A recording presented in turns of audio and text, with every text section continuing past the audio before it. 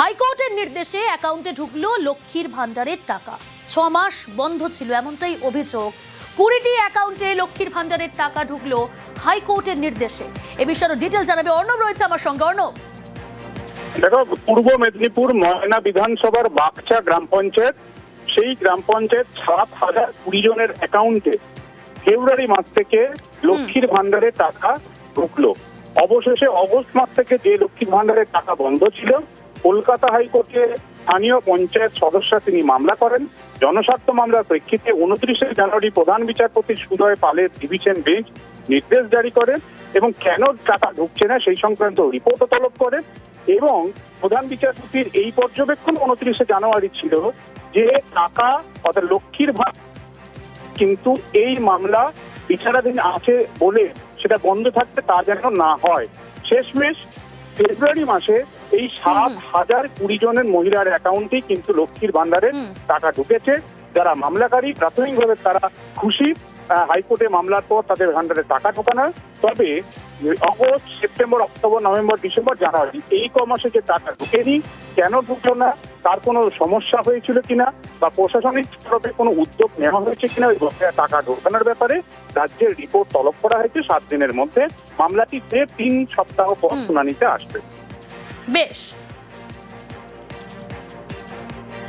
এদিকে জাল পাসপোর্ট তদন্তে গ্রেফতার 5 আফগান। কোথা থেকে গ্রেফতার করা হলো? মধ্যপ্রদেশ এবং কলকাতা পুলিশের এটিএস এর যৌথ অভিযান। কিন্তু কোথা থেকে গ্রেফতার, কিভাবে জড়িত এই জাল পাসপোর্ট কাণ্ডে তারা, জানার চেষ্টা করব। অমিত রয়েছে আমার সঙ্গে। অমিত, বেনিয়াপুকুর থেকে 4 জন আফগান নাগরিক এবং ভবানীপুর থেকে 1 জন আফগান নাগরিক, এই 5 জনকে গ্রেফতার করেছে মধ্যপ্রদেশ পুলিশের এটিএস অর্থাৎ সন্ত্রাস দমন শাখা তরফে গ্রেফতার করা হয়েছে এবং সহযোগিতা করেছে কলকাতা পুলিশ। তোমাকে জানিয়ে রাখবো, মধ্যপ্রদেশ পুলিশ সূত্রে যেটা জানা যাচ্ছে, গত বছর জব্বলপুরে এই জাল পাসপোর্ট চক্রে একজনকে গ্রেফতার করা হয়েছিল শাহবাজ খান নামে। তাকে জেরা করে এই সমস্ত আফগান নাগরিকদের সন্ধান পাওয়া যায়। মূলত ছত্তিশগড় এবং পশ্চিমবঙ্গে অবৈধভাবে যে সমস্ত আফগান নাগরিকরা রয়েছেন তাদের অনেকেই ভারতীয় পাসপোর্ট যারা তৈরি করেছেন মধ্যপ্রদেশ থেকে, তাদের কিন্তু সন্ধান ইতিমধ্যে পাওয়া গেছে এবং এই 5 জনকে গ্রেফতার করা আদালতে পেশ করা হয়। তারপর 4 জনকে শিয়ালদা আদালতে পেশ করলে 23 তারিখ পর্যন্ত ট্রানজিট রিমান্ডের নির্দেশ দিয়েছে। তোমরা জানিয়ে রাখবো যে এই চক্রের যারা মাথা রয়েছে তারা মূলত মধ্যপ্রদেশে রয়েছে এবং শাহবাজ বলে যাকে গ্রেফতার করা হয়েছে অন্যতম চক্রী বলে মধ্যপ্রদেশের তরফে, মধ্যপ্রদেশ পুলিশের তরফে জানানো হচ্ছে। মূলত এই শাহবাজ 2015 সালে আমাদের দেশে আসে এবং মধ্যপ্রদেশে থাকতো এবং সেখানেই একজনকে বিয়ে করার পর সেখানে সে থাকে এবং সেখানে কিন্তু এই মূলত জাল পাসপোর্ট চক্রের সে জাল বিস্তার করেছিল। আমাদের কিন্তু মধ্যপ্রদেশ পুলিশ এটিএস তরফে জানা যাচ্ছে। বেশ। এবার বরানগরে ব্যবসায়ীকে হুমকির অডিও ফাঁস। অর্পণ দত্তের হুমকি অডিও নিউজ 18 বাংলার হাতে। 1 লক্ষ টাকা তোলা না দেওয়ায় ব্যবসায়ীকে বাড়িতে ঢুকে মারধরের অভিযোগ ওঠে। টেনে হিচড়ে টোটোতে করে তৃণমূল নেতা শঙ্কর রাউতের ক্লাবে নিয়ে গিয়েও ফের মারধর করা হয় বলে অভিযোগ। ব্যবসায়ীর দাবি, শঙ্কর রাউতের প্ররোচনাতেই সদলবলে হামলা চালায় অর্পণ দত্ত। এবার হুমকির অডিও প্রকাশ্যে। বসে আছে, এসো। কোথায় বসে আছে? কোথায় বসে আছে? কোথায় বসে আছে? লোকটা এসছে। আমি তো তোকে সব পাঠিয়ে দিলাম। তো আমাকে পাঠিয়ে কি করবো? আমি তোমায় বললাম কি, তোমায় বললাম লোকটা আসবে, তুমি আসবে, একটা বললে ঠিক আছে। লিগ্যাল এগ্রিমেন্ট পেপার আমাদের সই করা আছে। আমি করবোটা কি? আমি বা করবোটা কি? আমি কি বা কি করবো? আর এখানে আমার কিছু বলার নেই। আমার সাথে হয়েছে নাকি? আমার সাথেও হয়নি। কার সাথে হয়েছে? কাজটা কে করেছে? কোম্পানি করেছে, আমার মিসেসের কোম্পানি বুঝেছে, সই করেছে। ঠিক আছে, তোমায় ভদ্র হয়ে বললাম, আমার কিছু করণীয় নেই। কথা বলছো তুমি। আমি বলে এখানে কিচ্ছু করতে পারবো না, কারণ বোনার সঙ্গে আমার মানে কোর্ট পেপারে এগ্রিমেন্ট সই করা আছে। 7 দিন কেটে গেলেও অধরা মূল অভিযুক্ত, আতঙ্কে ব্যবসায়ী সুদীপ্ত ঘোষ। এত গোয়েন্দা বিভাগ, এত কিছু থাকা সত্ত্বেও একটা সামান্য এই অপরাধীকে পুলিশ ধরতে না পারে, সেটা প্রশাসনের গাফিলতি ছাড়া আর কিছুই। আতঙ্কে থাকাটা তো খুবই স্বাভাবিক। রাস্তায় বেরোলে তারা কোনো রকম ভাবে আমার উপর আক্রমণ করতেও পারে। যেদিনকে আপনার উপরে হামলা করা হলো তার আগেও কি আপনাকে হুমকি দেওয়া হয়েছিল? সকাল থেকেই আমার উপর চলছিল। তারপরে তো ওখানে গিয়ে টাকা চাওয়া বা এই সমস্ত ব্যাপারগুলো, আর আমি বারবারই বলেছিলাম যে আমি যেখানে কাজ করছি সেখান থেকে আমি কাজের অর্থ পাই, বাকি আছে। যেটা আমার অভিযোগ সেটা হচ্ছে, আমি যেখানে কাজ করছিলাম সেই অ্যাডভোকেটের বিরুদ্ধে যে তিনি আমায় যেগুলো দেননি টাকা পয়সা, এবং আমার মালপত্র আটকে রেখেছে, যন্ত্রপাতি আটকে রেখেছে, আমার অন্যান্য সাইটে কাজ করতে অসুবিধে হচ্ছে, তালা মেরে রেখে দিয়েছে, সেই সবগুলো আমাকে তো ওখান থেকে উদ্ধার করতে হবে। হের মহার্ঘ লড়াই সুপ্রিম কোর্টে। বকেয়া ডিএর 25% চেয়ে মামলা করেছে সরকারি কর্মচারীদের একাংশ। সুপ্রিম রায়ের পরেও 25% বকেয়া ডিএ না মেটানোর অভিযোগ। আদালত অবমাননার মামলা যৌথ সংগ্রামী মঞ্চের। মামলার পথে আরও একটি কর্মচারী সংগঠন। আগামী সপ্তাহেই মামলার শুনানির সম্ভাবনা রয়েছে শীর্ষ আদালতে।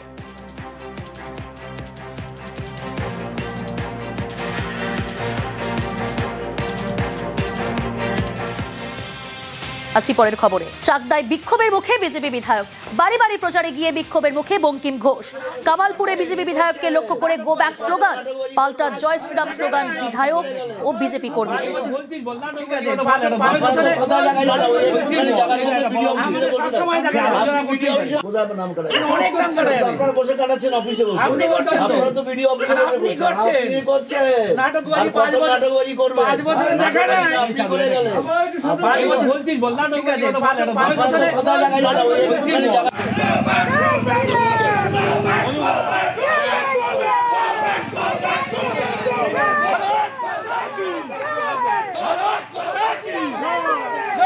কেন এরকম পরিস্থিতি তৈরি হলো জানার চেষ্টা করব। রঞ্জিত রয়েছে আমার সঙ্গে, প্রতিনিধি রঞ্জিত। চাকদা বিধানসভার বিজেপি বিধায়ক বঙ্কিম ঘোষ এদিন তাপলা 2 নম্বর গ্রাম পঞ্চায়েতের কামালপুর এলাকায় যে বুথ অভিযান, সেই বুথ এলাকায় তিনি প্রচারে ছুটছিলেন নিজের বিধানসভা এলাকায়। সেই সময় তাকে লক্ষ্য করে তাকে বিক্ষোভ দেখায়, তাকে গো ব্যাক স্লোগান দেয় তৃণমূল কংগ্রেসের পক্ষ থেকে, এবং পাল্টা স্লোগান বিজেপি বিধায়ক নিজেও তার সাথে থাকা কর্মী সমর্থক তারাও কিন্তু পাল্টা স্লোগান দেয়। তৃণমূল কংগ্রেস থেকে অভিযোগ করা হচ্ছে যে গত 5 বছর তাকে এলাকায় দেখা যায়নি, হঠাৎ করে তার উপস্থিতি এই নিয়ে কিন্তু তৃণমূল পক্ষ থেকে তাকে গো ব্যাক স্লোগান দেওয়া হয়। যদিও বিধায়ক সমস্ত অভিযোগ অস্বীকার করেছেন। তার যে দাবি, তার যে অভিযোগ রয়েছে যে তার যে কর্মসূচি তার এলাকায়, নিজস্ব এলাকায়, সেখানে ঢুকতে তাকে বাধা দেওয়া হচ্ছে। তৃণমূল কংগ্রেসের পক্ষ থেকে গো ব্যাক স্লোগান দেওয়া হচ্ছে, যা নিয়ে কিন্তু বাদানুবাদ সৃষ্টি হয় এবং উত্তেজনা পরিবেশ সৃষ্টি হয়। পরবর্তী সময় পুলিশ আসে, ঘটনাস্থলে পরিস্থিতি সামাল করে। এখনো পর্যন্ত ওই এলাকায় পুলিশ পিকেট রয়েছে, পাশাপাশি পরিস্থিতি এই মুহূর্তে স্বাভাবিক রয়েছে। বেশ, ফের শিলিগুড়ি থেকে প্রার্থী হচ্ছেন। 26-এর ভোটে ডাবগ্রাম ফুলবাড়িতে আর দাঁড়াচ্ছেন না, দাবি গৌতম দেবের। 2011 এবং 2016-তে ডাবগ্রাম ফুলবাড়ি থেকেই লড়াই করে বিধায়ক হন। 21-এও ওই কেন্দ্র থেকেই প্রতিদ্বন্দ্বিতা করেন গৌতম দেব।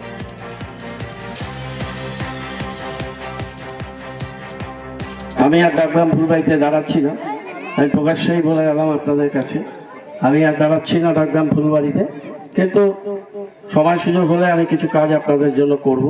যিনি ক্যান্ডিডেট হবে তাকে আপনারা ভোট দেবেন, জোড়া ফুলকে ভোট দেবেন, তৃণমূলকে জেতাবেন, এইটুকুন আবেদন রাখবো। আমি শিলিগুড়ির দিকে চলে যাচ্ছি, আমার জন্মভূমিতে ফিরে যাচ্ছি।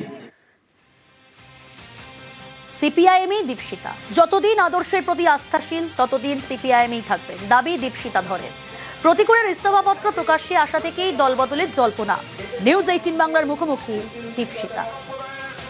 যেটা খবর, আপনি তো পার্টির সদস্যপদ নবীকরণই করলেন না। আমাদের পার্টিতে 31শে মার্চ পর্যন্ত নবীকরণের সুযোগ থাকে, এবং আমার মেম্বারশিপ যেহেতু দিল্লিতে, আমাকে যদি মেম্বারশিপ রিনিউ করতে হয় আমাকে দিল্লিতে যেতে হবে। তাই আমি যদি দিল্লিতে না যাই তাহলে আমি নবীকরণটা করবো কি করে? 31শে মার্চ মানে 1.5 মাস সময় রয়েছে। এখন এই যে এত তৎপরতা, এত উদ্বিগ্নতা কিসের জন্য?